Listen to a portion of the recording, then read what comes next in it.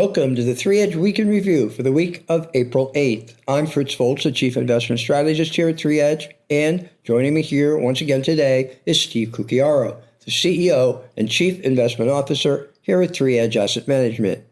Today, Steve and I will be discussing the current outlook for inflation, particularly in light of the report this past week that showed that the Consumer Price Index had increased by 3.5% in March, which was higher than investors were anticipating. It was also the third inflation report in a row to come in higher than market expectations, and the readings for inflation thus far in 2024 are certainly not helping the Fed as they seek to bring inflation down to their 2% target. The report also caused Wall Street to once again have to recalibrate the outlook for when the Fed could begin to cut interest rates, and the futures markets now envision the potential of a first rate cut maybe in September. And Wall Street bond traders are now preparing themselves for the potential scenario where perhaps the Fed isn't able to cut interest rates at all in 2024. We could see 10-year U.S. Treasuries rise above 5%. All of this puts the Fed's capacity to engineer a soft landing at risk. As a reminder, it wasn't that long ago when the consensus on Wall Street was calling for a total of 6 interest rate cuts by the Fed in 2024. And lastly, pushing that first cut into the fall would mean that the Fed would potentially be cutting interest rates during the final months of a presidential election, which is something that, all else being equal, they would like to avoid. And what this means for the stock market at this point is unclear.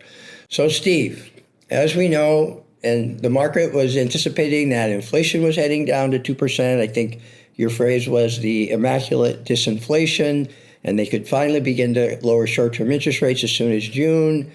But that doesn't seem like the data is cooperating. So what are your thoughts at this point?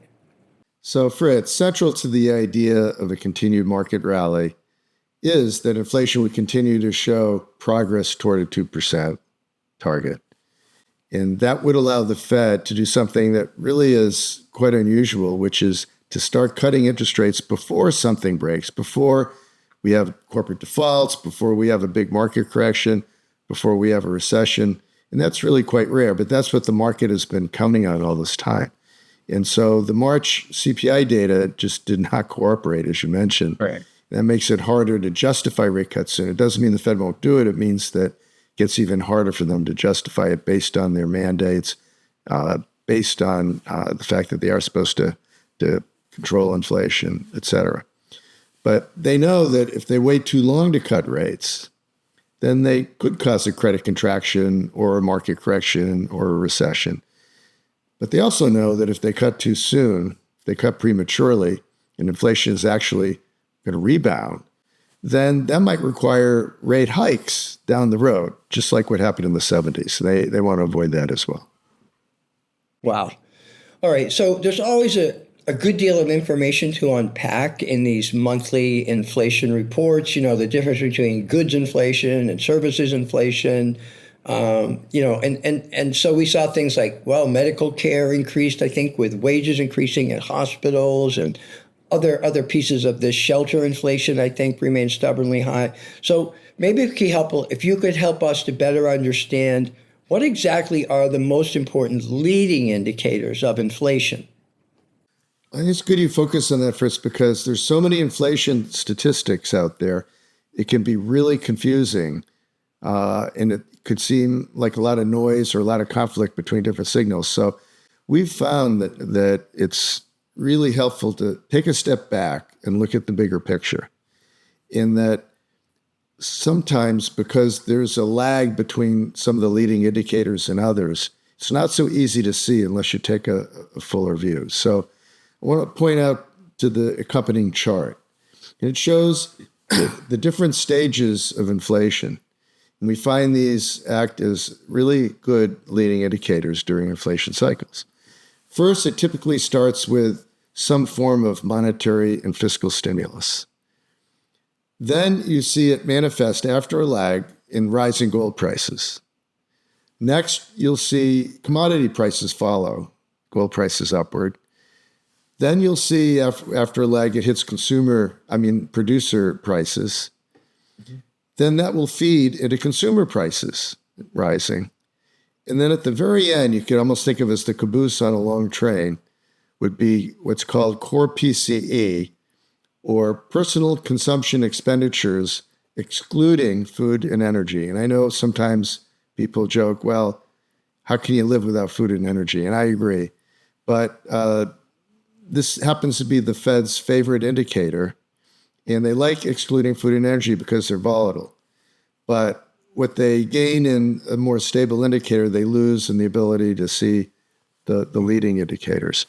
And unfortunately, as the Fed has said over and over that they're data-driven and that their number one most favorite indicator is this core PCE, they're looking at the most lagging of all inflation indicators.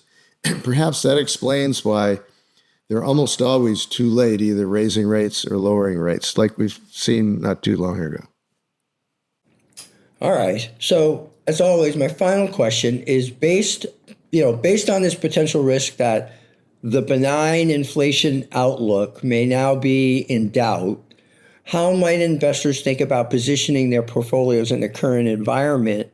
And for example, can the stock market continue to move higher in the face of, higher inflation? Like, is there such thing as a higher for longer soft landing? Or how do one think about being positioned at this point? Well, I have to say, if you think about the leading indicators, we've had the most massive monetary and fiscal stimulus that the world has ever seen. We've got rising gold prices that are hitting new records. Commodity prices are coming out of their slumber and starting to pick up. We just had the consumer price index report, as you mentioned, in March, higher than expected. So it seems like the odds are not that inflation is going to keep going down to 2% with all those leading indicators going the wrong way. So I think investors need to consider that, as you described, we might have rates higher for longer. And whenever the risk of inflation is higher than the risk of deflation, then one should prefer hard assets like gold and like Treasury inflation protected securities over bonds, which do better in a deflationary environment. So that's one principle. In terms of stocks, people are hoping that even if the Fed doesn't cut rates, even if interest rates stay higher for longer, that earnings will continue to grow above expectation, and that will support the stock market. And we'll get a clue about that very, very soon because the earnings season has just begun. And we're just seeing some of the first earnings reports come out. And over the next 2 or 3 weeks, we'll get more evidence if earnings can continue to support the stock market or not. But regarding stocks, should interest rates stay higher than expected, then that's typically not favorable for speculative and small cap stocks. They generally underperform companies with stronger balance sheets. They're less sensitive to the need to refinance. And those companies that do need to refinance at higher interest rates get more and more into trouble as their capital costs increase. So some examples might include large cap over small cap value stocks, maybe large cap value stocks over small cap growth stocks. And also overseas, Japan, as an example, has companies that would fit that category.